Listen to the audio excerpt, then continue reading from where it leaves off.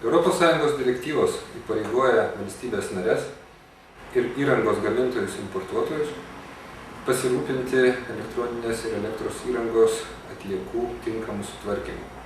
Šiuo siužetu siekiame parodyti, kokia šios srities situacija mūsų šalyje, bei pateikti siūlymus situacijai gerinti. Kodėl elektros ir elektronikos įrangos atliekomis reikia tinkamai rūpinti? Visų pirma, todėl, kad senoje įrangoje yra gausu įvairių kenksmingų medžiagų, tokių kaip rūgščių, sunkiųjų metalų, polimerinių junginių, kenksmingų dujų. Pavyzdžiui, sename šaldytuve yra tiek kenksmingo freono, kuris padaro tiek pat žalos aplinkai, kiek CO2 išsiskiriantis privačiu automobiliu nuvažiavus 13 000 km. O išardžius seną televizorių, į aplinką pasklinda kilogramai sunkiųjų metalų. Štai kodėl seną elektroninę įrangą visų pirma reikia surinkti atskirai nuo kitų atliekų. Antra, ją reikia nukenksminti. Ir trečia, visas antrinės žaliavas, kurias galima antrą kartą panaudoti, reikia perdirbti ir panaudoti. Pažvelkime, kągi šioje srityje nuveikėme mes. Šiuo metu esame įsteigę per 4000 atliekų surinkimo vietų baterijų ir akumuliatorių atliekoms surinkti ir daugiau negu 100 surinkimo vietų elektros ir elektroninės įrangos atliekoms surinkti. Tačiau vyriausybės nustatytos užduoties įvykdyti patiems nesiseka.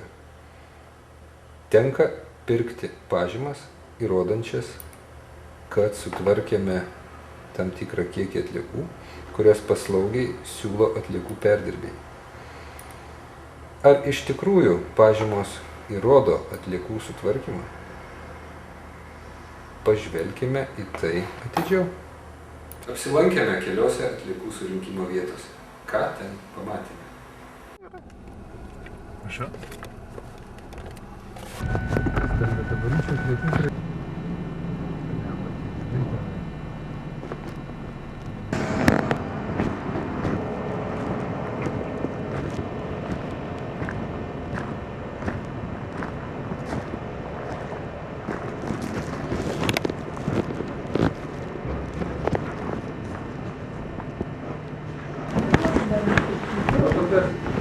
Nu, pasversim, kad jie gal turbūt iš vis nes gali daugiau sverti. Arba manęs vėlės. Taip. O tai šitą šaldytuvą visą galime atvežti? Galite atvežti. Nieko nėra. Kaip? Nėra šaldytuvo. Nu, tai šaldytuvus jie išardo, po to, kad, nežinau, į metalo laužą išveža ir priduoda ten Čia šitam yra tik tai, nu, elektros prekių. Bet šaldytuvas irgi priima? Priimam. Bet čia į tą konteinerį ar kur nors?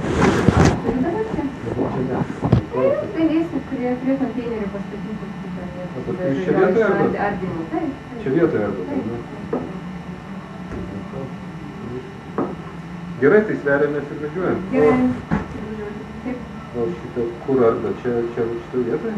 Ten yra kieme. Toks tavartynas didelis. Aišku, tai televizorius čia ardas? Ne, televizorių neardom, televizorius priduodam į šitą elektroninių mašinų perdirbimus. Čia yra vat jų konteineris pistovi. Jie pasiima. Aišku, ačiū. Daug.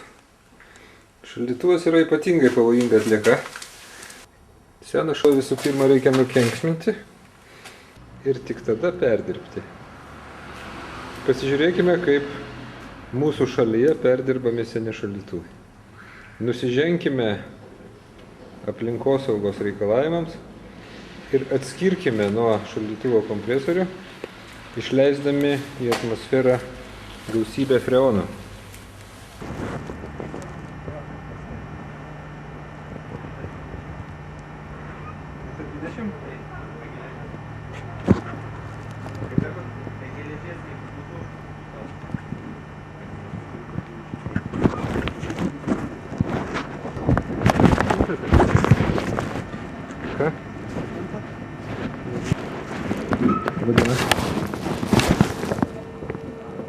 O kiek galima daugiausiai atvežti?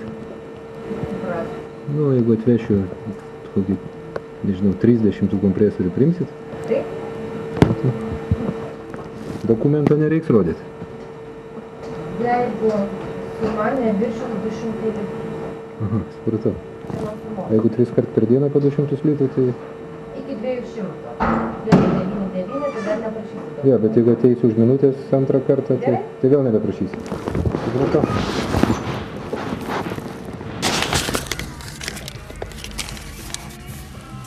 Nu va, uždirbome 12 litrų. Privatus namų ūkiai. Iki 200 litrų, pristačius bet kokių atliekų, asmens dokumento nereikalaujama. Iš pateiktos medžiagos akivaizdu, kad surinktos atliekos ardomos net ir legaliuose surinkimo vietose.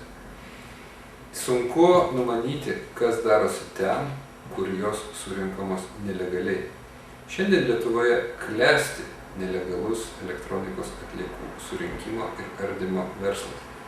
Jis iš tikrųjų pelningas, kadangi gyventojų pajamų mokesčio įstatymų spragos leidžia atliekų surinkėjams ir perdirbėjams iki 200 litrų vertės elektronikos atliekas nupirkti iš gyventojo, net nepaprašant jo asmens dokumento ir išmokant pinigus grynais, taip sudarant sąlygas gauti neapmokestinamųjų pajamų ir vykdyti šešėlinį atliekų surinkimo ir ardymo verslą. Vėliau nelegaliai gaunant šešėlinės pajamas surinktos atliekos gali būti apskaitamos, gali būti ir ne. Apskaitomos atliekos tik tam, kad mums, gamintojams ir parduotojams būtų parduodamos pažymos. Jeigu pažymos parduoti nereikia, tai atlieka perdirbama legaliai arba nelegaliai ir niekaip nepatenka į Lietuvos Respublikos elektronikos atliekų surinkimo užduočių vykdymo apskaitą. Pirkdami pažymas iš atliekų perdirbėjų mes net neturime galimybių patikrinti, ar dokumentuose nurodyti atliekų kiekiai iš tikrųjų buvo surinkti ir perdirbti. Paprašę ataskaitų apie tai, iš kur gaudamos atliekos, mes gauname atsakymą, tai mūsų komercinė paslaptis. Akivaizdu, kad taip tęstis nebegali. Naujoji atliekų tvarkymo įstatymų redakcija įpareigoja mūsų gamintojus importuotojus finansuoti 100% savivaldybių aikštelėse ir gamintojų importuotojų prekybos vietose susidarančių atliekų sutvarkymą. Tačiau nerimą kelia palikta galimybė aplinkos ministerijai kiekvienais metais gamintojams importuotojams nustatinėti atliekų sutvarkymo užduotį.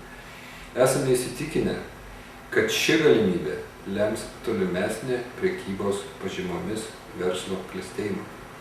Siūlome vietoje nepagristų kiekinių atliekų tvarkymo užduočių nustatyti mums pareigą išlaikyti, finansuoti ir viešinti pakankamą kiekį atliekų surinkimo vietų. Antra, siūlome įpareigoti mus 100% finansuoti visų savivaldybių ir mūsų surinkimo vietose susidarančių atliekų tvarkymą. Trečia, siūlome online būdu apskaityti visas Lietuvoje susidarančias ir perdirbamas atliekas.